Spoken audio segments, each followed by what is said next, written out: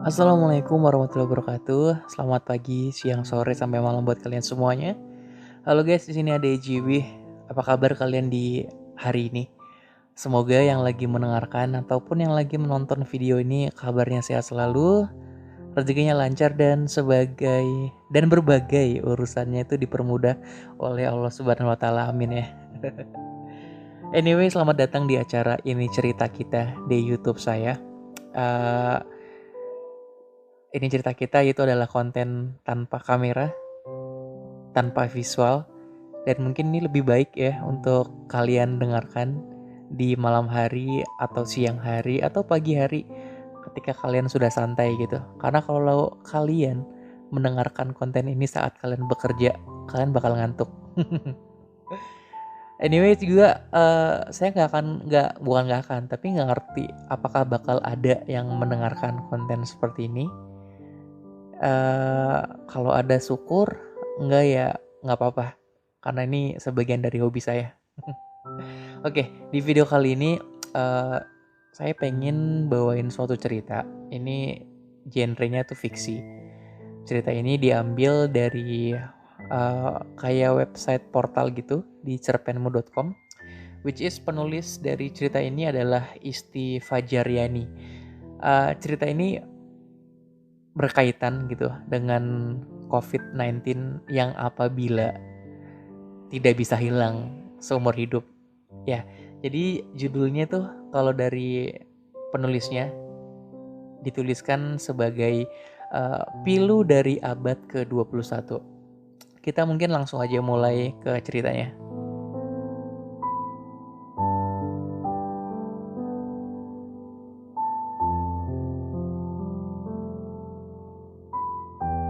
Suatu pagi di 2120, suara ibu dibarengi ketika ketukan pintu membawaku terbangun dari mimpi. Emma, bangun nak, sudah jam 7 pagi. Kamu kan harus kerja.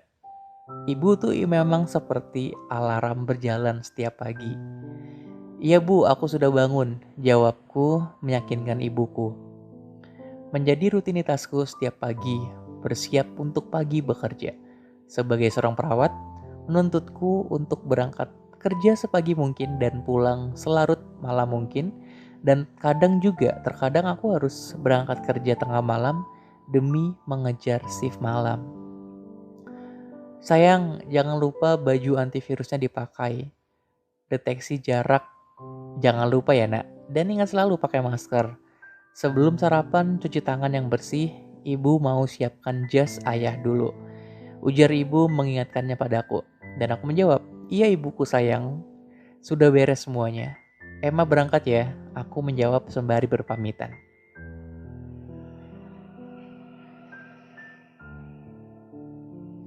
Ini adalah abad ke-21, mayoritas semua orang memiliki baju antivirus. Bentuknya seperti jas hujan transparan. Kemudian, baju itu juga menyesuaikan dengan ukuran dan bentuk tubuh kita. Pemerintah juga mewajibkan warganya memasang alat deteksi jarak yang disimpan di telinga kita. Alat ini memberikan kita peringatan apabila ada orang yang terinfeksi berdekatan dengan kita. Di abad ini, orang-orang lebih memilih berjalan kaki atau menaiki suatu kapsul. Kapsul ini adalah kapsul terbang keluaran 20 tahun yang lalu. Dinilai lebih sehat dibandingkan harus menaiki angkutan umum yang membuat mereka harus berdesakan. Setiap hari orang-orang lalu lalang melakukan aktivitasnya masing-masing tanpa tegur sapa, tanpa saling bersentuhan, bahkan untuk menebar senyum pun tidak pernah bisa dilakukan. Semua fokus terhadap apa yang mereka kerjakan masing-masing. Sembari menyusuri jalan, terlihat pemandangan yang sudah tak asing lagi bagiku. Perusahaan masker, alat kesehatan, dan aplikasi virtual video menjadi perusahaan Big Three di Indonesia pada zaman ini.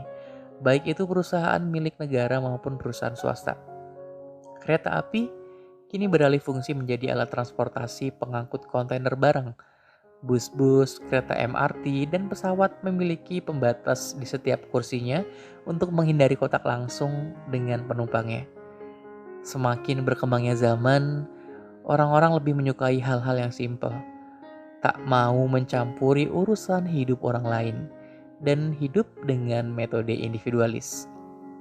Orang-orang berjalan berjauhan dan teratur akibat deteksi jarak yang mereka pakai. Mereka ini bagaikan seperti robot, kereta manusia. Seseorang pernah berkata, kalau suatu hari nanti dunia ini akan dikuasai oleh para robot. Nyatanya ini memang telah terjadi sekarang.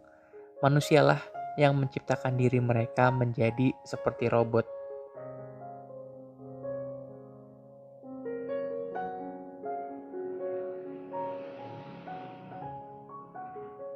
Tit, suara pendeteksi tubuh yang terpasang di pintu rumah sakit menandakan bahwa suhu tubuhku normal.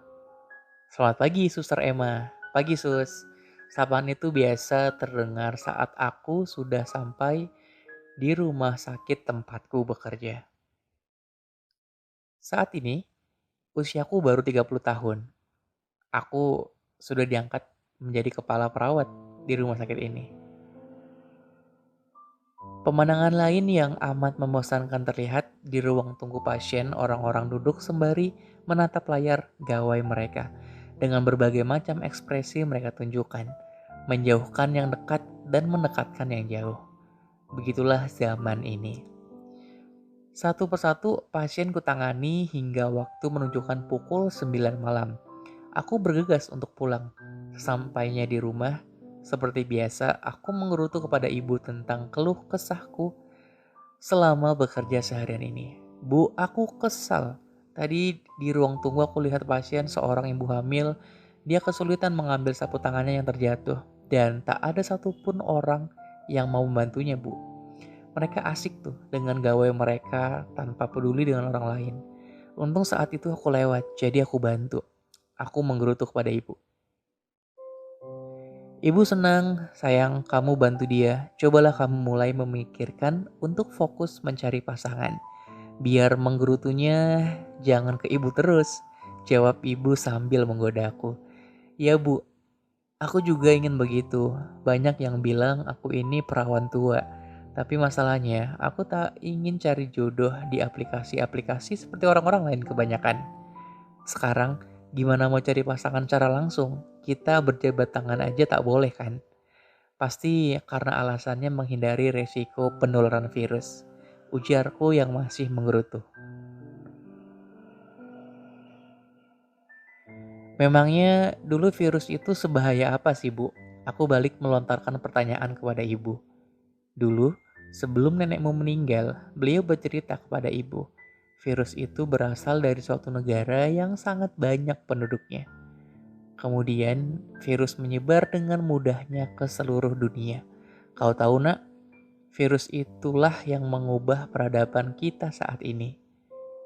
Nenekmu bilang, dulu kita bebas mengejar bus dan berdesakan untuk berangkat bekerja atau sekolah. Bebas bergandengan tangan bersama suami atau istri, kekasih, ataupun sahabat dan tak ada yang namanya berbatas-batasan. Menonton konser Rhoma Irama kesukaan nenekmu. Dan yang paling manis adalah kita bisa bebas bertegur sapa dan berpeluk hangat saat bertemu seseorang yang kita kenal di jalan tanpa khawatir deteksi alat virus akan berbunyi seperti sekarang ini. Lalu bagaimana dengan dunia saat wabah virus itu menyebar, Bu? Tentulah di zaman itu belum memiliki peralatan canggih yang seperti pada zaman sekarang di abad ke-21. Semua aktor kehidupan mati anakku, ekonomi, pendidikan, semoga sektor kehidupan mati anakku, ekonomi, pendidikan, semuanya. Kau pernah membayangkan kalau pendapatan minyak bumi dunia mencapai minus? Semua jenjang sekolah diliburkan dan terpaksa dilakukan secara online. Mirisnya, banyak sekali siswa yang kesulitan mengakses internet saat itu, sehingga kegiatan belajar mereka menjadi sangat terganggu. Bahkan ada media yang mengabarkan siswa yang tinggal di perdesaan harus naik ke gunung demi mendapatkan akses internet pada masa itu. Wabah ini sialnya benar-benar sangat susah untuk berhenti karena memang penularan virus ini sangatlah cepat, membuat para ilmuwan di dunia mulai memikirkan kalau manusia harus siap hidup berdampingan dengan virus ini. Munculnya berbagai alat canggih pencegahan virus di zaman ini tak lain adalah untuk membantu kita hidup berdampingan dengan virus ini, anakku. Kakek pernah bercerita suatu kisah kepada nenek. Lalu nenekmu menceritakannya kembali kepada ibu. Kalau virus ini tak memandang usia dalam menginfeksi inangnya.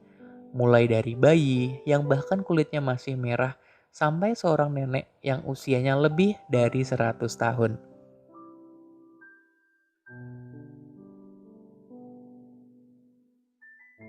Para dokter dan perawat yang menangani pasien ini satu persatu tertular dan kemudian meninggal dunia.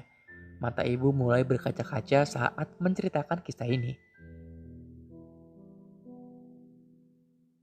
Ibu pernah bilang kalau kakek meninggal saat ibu masih di dalam kandungan nenek.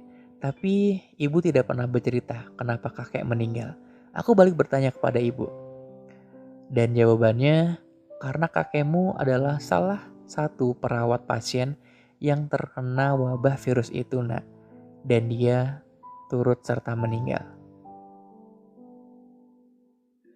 Oke guys, jadi itu adalah cerita yang saya bacakan dari cerpenmu.com dan ini udah sesuai copyright, udah dapat izin dari autornya. Nah, kenapa saya angkat ini menjadi cerita ini menjadi episode pertama acara ini cerita kita? Ya alasannya karena benar-benar menarik sih. Uh, Walaupun ini adalah fiksi dan kita pasti berharap jangan sampai terjadi dan semoga wabah COVID-19 ini segera hilang ya kan tentunya. Sangat mengerikan sih kalau seandainya apa yang dia tuliskan tadi itu benar-benar terjadi. Di tahun 2100 virus masih ada dan manusia benar-benar gak akan mengenal lagi yang namanya interaksi antar sesama. Aduh itu gak, semoga jangan sampai terjadi lah intinya. Karena it's horrible man, sangat mengerikan tentunya. Oke lah guys ya, untuk episode pertama ini dulu. Semoga kedepannya masih banyak lagi cerita yang menarik, yang bagus yang akan saya bawakan untuk kalian semuanya. Dan kalau kalian suka silahkan di like dan mohon maaf kalau ngomongnya berantakan banyak banget. Karena ini episode pertama dan memang ini bener-bener live. Saya buatnya tanpa edit, menggunakan alat kayak radio gitu, langsung tanpa edit. So sorry banget kalau banyak kendala teknis ketika mungkin saya stop berbicara. Kemudian mungkin di depan jalan banyak suara motor. Sorry banget untuk tentang itu.